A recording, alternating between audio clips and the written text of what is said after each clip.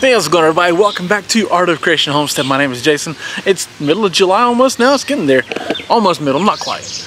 But I think it's time to do another garden tour. We did one in June, and things have changed drastically since then. Everything's growing so well that we do kind of want to go through and just do another garden tour, show you how things are growing, show you what we may be getting ready to harvest soon, and talk about some things that maybe already done we got to replace. So let's get to it. Right here in these beds, right, we've got landrath, bush beans in this bed, and in this bed right here. We're going to be harvesting some soon. Let's show you how they're looking. It's a good looking bean. We're almost there, not quite. We got some that we're going to be probably getting within a handful of days. Bush beans do a good job of holding on the vine a little bit so you can get to them all at one time. And these are going to do just exactly that. Probably, we may even be 5 days out of harvest. We'll see. They do start going pretty fast, but we want to hold on, make sure you get everything you can at one time. That way you can, if you need to can them, if you need, however you want to do it, kind of going in, ripping them all out, getting them all at once, instead of having to come back a little bit here and there, over and over and over again, and start slowly filling up a bag of them. So, I believe we're a few days out on these, but we're going to go fast.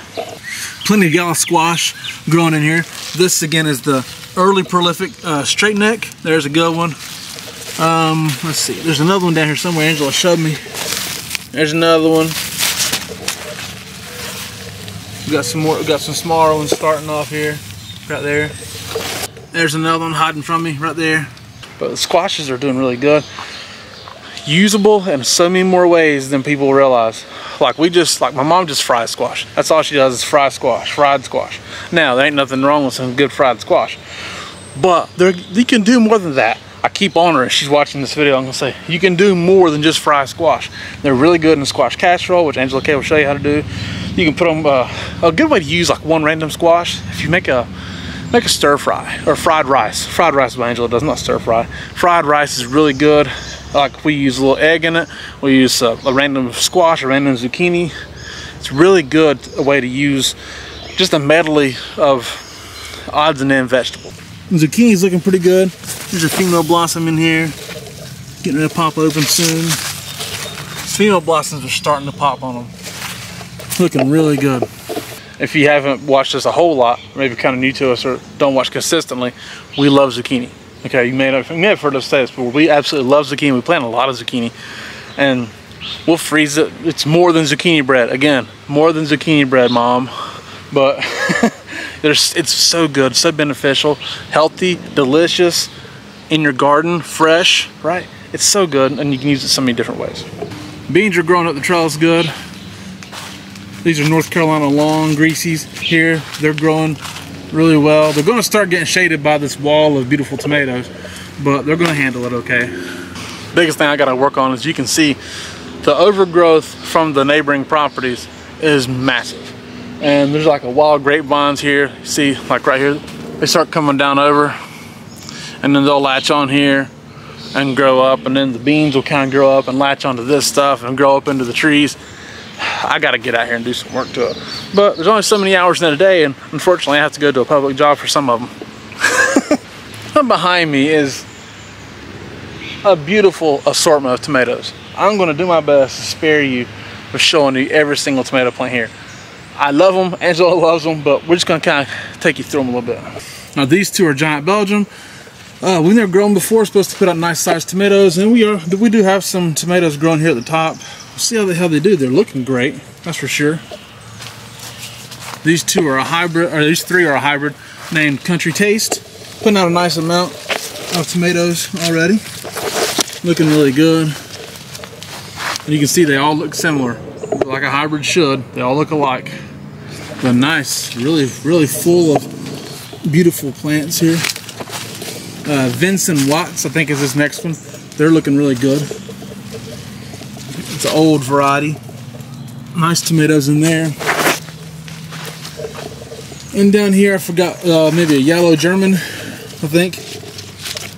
So it's gonna be a yellow tomato. There's a little one growing, but the plants look wonderful. It's gonna be heavy here soon. This one's a Tagarella. We have two of those, but only one right here, growing nicely. The other Tagarella is over here. is this one, and it's looking a lot better than that one. You can see the tomatoes at the top getting the little tiger stripe looking things on them. So that's why it's called Tigerella, is that it's gonna have striped. That's a good striping. These striped, beautiful tomatoes. This plant is super healthy, producing a lot. I could just do a tomato tour video and it'd be well worth it.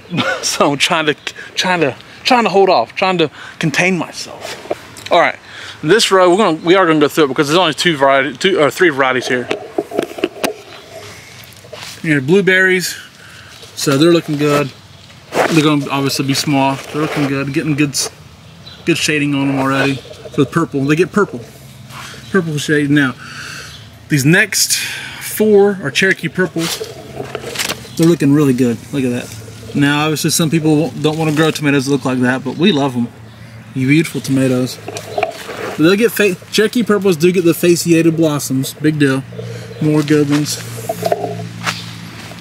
Get some really nice tomatoes in there, though. Growing so well. Again, that's a really important tomato because that's Angela K's favorite. Gotta keep the little woman happy with beautiful tomatoes. She's editing this, so I'm just messing with her while I'm talking. But now these next ones are Bonnie Best, which are important to us as well because those are our main ones we use for like production, for canning and things of that nature. We have 6 of those and they're huge, look at that. So this is probably almost 5 foot tall right there. Beautiful tomatoes, full of tomatoes in there. Tomatoes in there. It's a wild jungle in here, y'all. Jungle of tomatoes is not a bad jungle to be a part of. But they are all this way. Look at it. I smell like tomatoes now. Beautiful tomatoes. That is so exciting. With a lot of tomatoes and very little, if any, sign of disease so far. This is wonderful. Now, we'll see how it goes. It may just be credit to the weed fabric we have down the ground cover, because they say it does help prevent the splashback from the ground up to the plants. Might be doing it because even the Amish paste, right, these two right here, Amish paste are typically showing a lot of signs of disease early because they just get disease prone. Right now, not so much. And they're growing well. Got a good one coming on right here. That's gonna be a large tomato. Those two are gonna be large tomatoes when it's all said and done. And there's the rest of them. We're gonna quit going through them. I will show you the carbons real fast. I can't help it. Carbons are doing too good. Super good. Look at this. Beautiful tomatoes. See, I'm trying my best. It's 11 minutes of footage right now. I'm trying my best to hold back. So good. Peppers are looking wonderful. These are Ajvarsky peppers here. They're gonna take a little bit longer. Looks like they're getting started really well though. So these are Ajvarsky green bells, which is the king of the north. I think orange bells are probably next, and Cubanelle, banana peppers over here. They're looking really good. Banana peppers are looking nice. The Cubanelles are looking pretty good, pretty solid as well. It's so exciting to see the food growing so well. Over here is excitement and a little frustration. Excitement because the popcorn is growing well. We've got some weeds coming up in between. We're gonna take some time to pull them out, but it's hard because trying to differentiate weed from corn, because this is weed, this is corn. They look so much alike, so it's a little tougher. This is where we had to replant. So this is a younger one than this one, and this was a younger one. So this is a more mature one. As you can see, it's growing so good, so thick. So this is popcorn. This is mini pink popcorn here. This is mini blue popcorn over here. They're doing well. Again, popcorn is so important to us because we love to eat popcorn. We sit down on Saturday night, we'll pop a little popcorn, watch a movie, have some relaxation time, right? And it's really important. Like last night we watched Captain America, right? The first Captain America. And it's a good movie, solid movie. We haven't never watched it. It's like 2011. But it's good to sit down, eat some popcorn, relax, watch a movie, and just not worry about stuff. And so popcorn is super important to us because we like organic, real popcorn, heirloom popcorn at that. And what's what we grow? It's harder. We grow it. It's better than buying it. Correct? Popcorn seeds are a few dollars a thing. Popcorn itself is, you know, it can be $5 to $6, depends on what you're buying, or $10 even how much you're buying. So if we can grow our own organic heirloom popcorn, it's much better, and it does taste better. But this is frustration. Sweet corn, I've replanted once. Some germinated. This one right here was the only one that germinated off of the original planting, and it's doing okay. But these germinated off the second planting, and they're doing okay. You know, there's a few. Here's a weed. No, this is obvious. This is obvious the weed. I can just kind of come in here and pull it out. So it's very obvious, but that one's easier. But the others are going to be harder because I'm trying to do it without pulling up the corn as well. And then you had a couple here. I may actually just start some popcorn in a little cup up there, and then come back and transplant it, because it's been so difficult to get to grow out, or germinate out here and get started growing. I don't have time. It's not too late, but it's very annoying. I think either a bird comes through and eats it or something, because it's having a hard time germinating out here, and I can't find the seeds, so I'm assuming something's getting them. Some tromboncina growing here. This one didn't make it. Then these two did though. So we're gonna have tromboncina growing on this trellis. There's some Kajari melons. We'll see how they do. They've stayed small, haven't grown that well. But had trouble getting them germinated down here. I don't know if something's eating the seeds or what. But here's another one that's not doing much. That is the problem with this lower end of the garden. Seems to be more pest pressure down here. And obviously there's not as much sun down here either. The sun goes through this way, and so it gets blocked by this stuff here and whatnot. It's harder on it, so it gets less sun. It's harder on some things, but it's space, so we're trying to use it. These three trellises are pink eye purple holes. They're doing all right. This is Tar Heel beans. They're doing great. Look at these. They're doing so well. Just climbing straight up these teepees, really tall. They look so great. Very exciting. Tar Heel green beans seem to be the most vigorous green beans we've ever grown. They handle any condition, because again, this is the lower light area. They've grown so fast and so well. They seem to be the best bean you can get for just ultimate production and hardiness. They're not easy to find. We bought these beans from what was it? I think it's a website. I forget the name of it. Well, we may have to list it below in the description if we can remember. But we got those seeds from I think it's University of Tennessee's agricultural program. I think it's what it is. And they're not cheap for seeds, but again, you're paying for them because you can't find them anywhere, right? They're keeping heirlooms alive. You got good beans and good tomatoes seeds there that are old heirlooms, and you can't argue with how the plants are looking. Back here in this shady spot, we had some lettuce growing, and you see there's still some here, and it was a lot more than that to start with. Angela said she came out here one day while I was at work and found like a bird. Somehow or another, a bird got down here, and she found a bird eating this lettuce. She saw it happening. So like a little chickadee or sparrow or something, whatever it was, it feasted on this lettuce, and it's gone. So this space is kind of open right now, nothing in it. I'm not really sure it's going to be good for anything else, because you see right here, it's so shaded. That's part of the junk we got to get cut out. But I think there's birds nests in there, so I'm trying to be nice. But it was just funny. So, oh well, we tried. Really, same kind of issue here. We had some bee balm planted here, and you see it's trying to grow. This is some lemon bee balm trying to grow in here. We just had some seeds, wanted to see what would happen. And we had some red bee balm or something over here, and it's nothing really. They were old seeds. They're hard to get to grow. Sometimes you just gotta do that. You have space that you're not gonna use. It's not super productive. Put something in it to see if it'll grow that you don't really need, that you're not really dependent on. You're just trying to see if you can get to grow. And if you get to grow, then wonderful. If not, you ain't out nothing. You're right. You gave it a shot. Got ground cherries here and here. They're starting to take off pretty good. We love ground cherries, and our chickens love ground cherries, one in particular. But so do squirrels, and that's been the issue we've had with ground cherries, is that squirrels love them so much, and they'll fall to the ground like they're supposed to when they're ready, and squirrels find them, run along, grab them, peel the wrapper off of them like they know they're supposed to, and eat them. Then they'll get up in there and find the ones that are mostly ripe and then get them.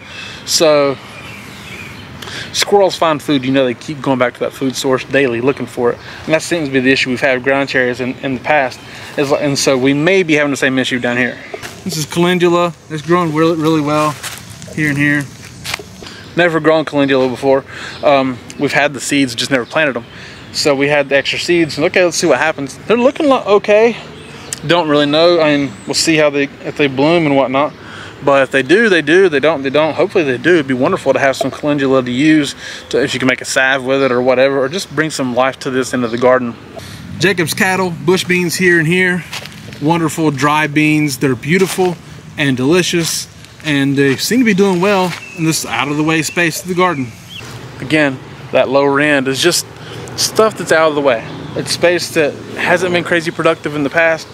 So you try to find something that you can put there to just get a bonus. And that's, maybe we are going to get a bonus out of the Jacob's cattle beans, especially because they can take their time and grow. We don't need the space. We're not in a hurry to get the beans. They can just take their time, grow, and we get what we get. Honestly, that's just how we see it. And if we get a lot of dry beans out of there, wonderful. If we get some, great. It's okay. We're not really out anything. So that's what they're doing there, and they look like they're going to do something. Here's the basil, the tea basils that Angela planted. This is blue spice. This one's Persian. And you can see we've had some bug pressure, big time. John, the Japanese beetles are what eating up, but it's big time bug pressure on them. And some on this as well.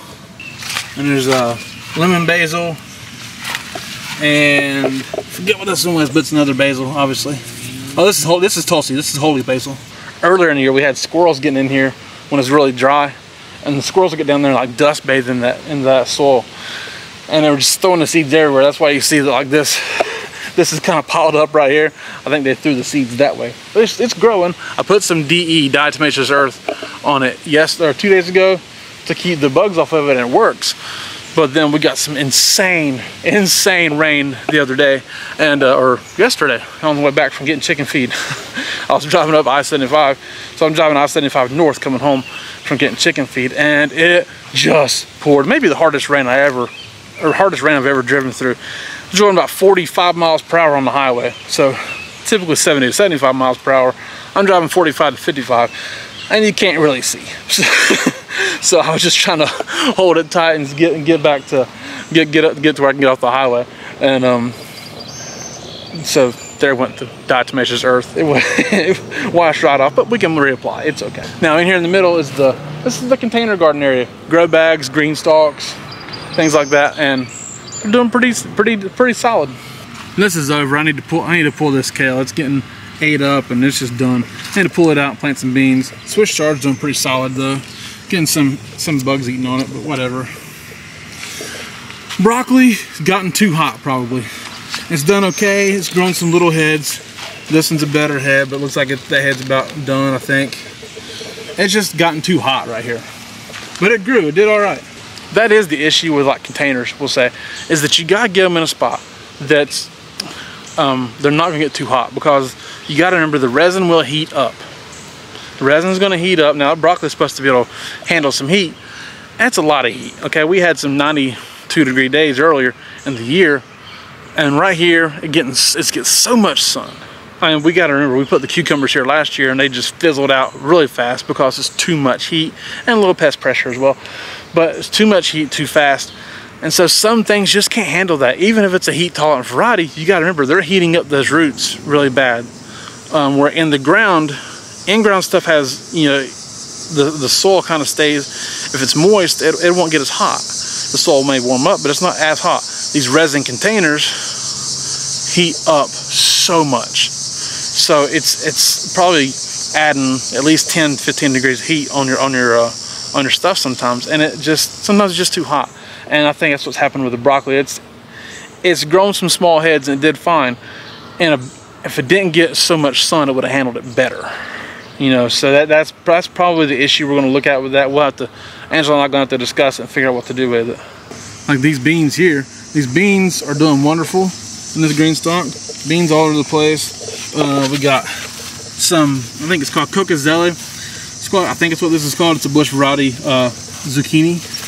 they're doing all right. Getting some blossoms down there. Maybe we'll get something out of them soon. Let's see, there's little beans growing. And we got some tomato plants in here somewhere, a couple of them. There they are. They're looking good. These are called Geranium Kiss. They're gonna be small globe-shaped fruits on a strong plant. They're doing really good, both of them. See, multifloras, so you get a lot.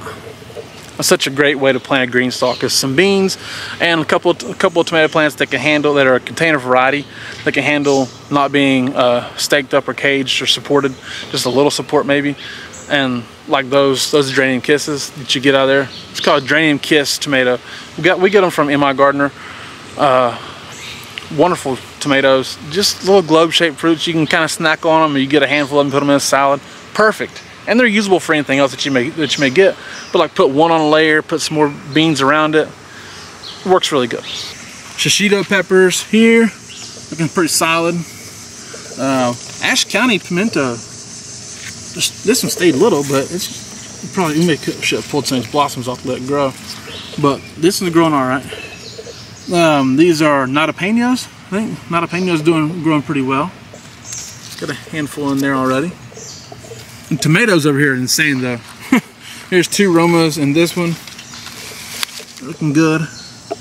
Over here you got, I think this variety is called Mountain Princess. It's doing good. A lot of fruit in there. A lot there. A lot here. Look at that. Beautiful. And this wall, there's more Romas back in there. What I really need to do is probably get in here and try to rearrange these a little bit.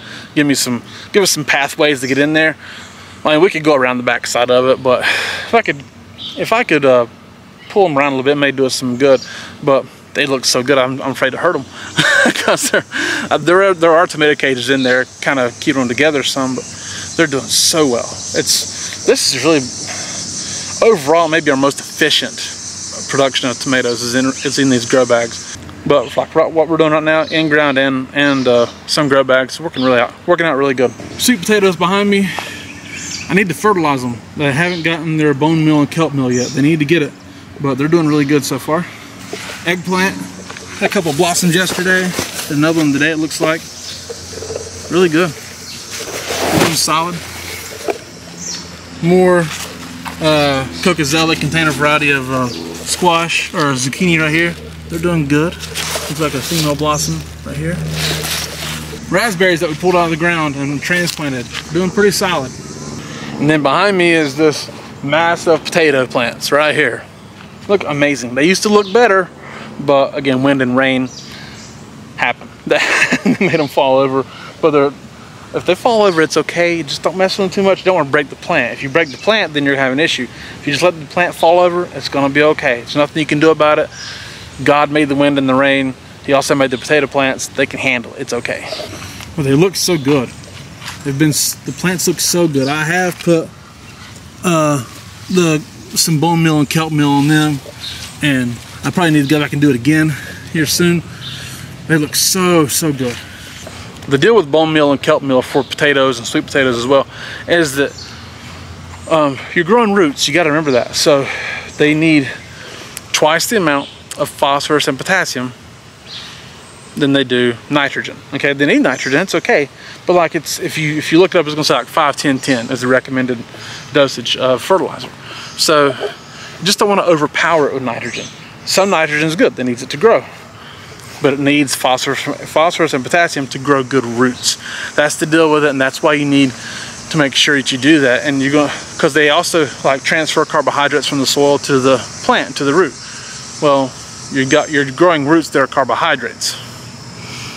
So you need that to transfer over and make good, strong potatoes.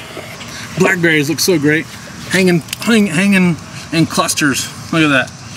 Now these are self-supporting canes, but when they get heavy with fruit, they kind of start leaning over anyway. So we put these little step-ins to just prop them up on that, and that's all it really needs to just give them some support so the berries aren't on the ground. It makes a big difference. We got 2 of those bushes hanging fruit everywhere. See? Those are always wonderful, but we're gonna have to net them soon, or else it's gonna be all, the birds are gonna get them all.